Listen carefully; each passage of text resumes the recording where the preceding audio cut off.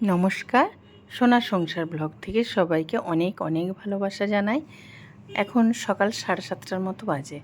তো উঠে আর আজকে দেখছি একটু রোদও করেছে ভালো। তো তাই দেখে এই জন্য পর্দাগুলো সরিয়ে বারান্দার কাঁচটা একটু খুলে দিচ্ছি যাতে রোদটা রুমের ভেতর ঢুকে। আর কালকে কাঁচা হয়েছিল, সব সন্ধ্যাবেলা তুলে নেওয়া হয়েছে, হয়ে গুছানো হয়নি। এই জন্য সকালবেলা একটু গুছিয়ে নিচ্ছি, নিয়ে বিছানা বেডশিটটা চেঞ্জ করে দিয়ে আর দেখি এবার আজকে একটু স্নান করে নেবো, কারণ আজকে ওর স্কুল নেই মেয়ের, তাহলে রান্নার তাড়াও নেই। এই জন্য আগে পুজোটা করব, তারপর রান্না করব। ওর বাবা গেল অফিস, আর আমি এই যে পুজোটা স্নান টান করে পুজো করতে বসে গেছি। আজকে মনে হলো অনেক ফুল আছে, এই ফুলগুলো সব নষ্টও হয়ে যাবে কালকে, কারণ এই ফুলগুলো তো গাঁদা ফুল রেখে দেওয়া যায়, কিন্তু এই ফুল তো রেখে দেওয়া যায় না। আমি তাহলে একটু সাজিয়ে দিই, এই জন্য যে ঘটিটা নিয়েছি আর একটা বাটি নিয়েছি, নিয়ে সুন্দর করে যেই ফুলগুলো রাখা যাবে না সেই ফুলগুলো একটু সাজিয়ে ঠাকুরের কাছে রাখতে ইচ্ছে হলো। এই জন্য একটু রেখে দিচ্ছি, দেখতেও ভালো লাগবে, মনটাও একটু ভালো লাগছে দেখে। তো মানুও বললো, মা হ্যাঁ রেখে দাও। তো এই হিসেবেই রেখে দিচ্ছি, ভালোও লাগছে দেখতে।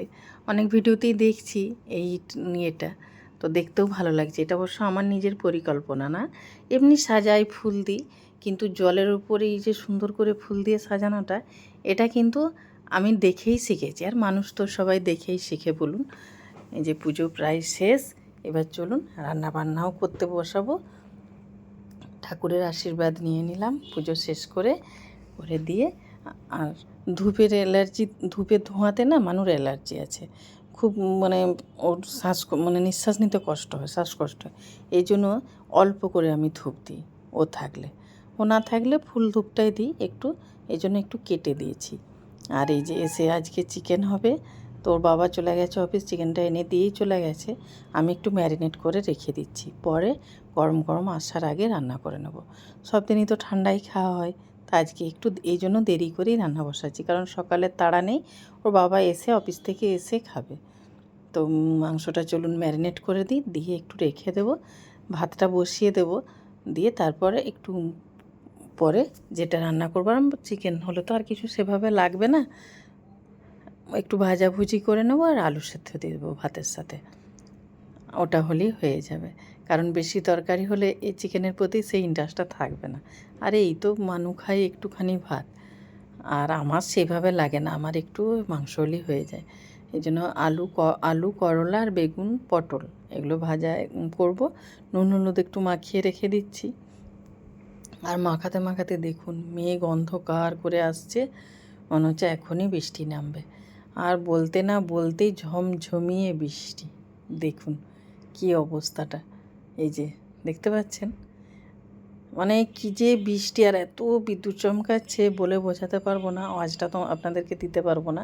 এই জন্য আমি বসেছিলাম, একটু ভিডিও করিনি তখন।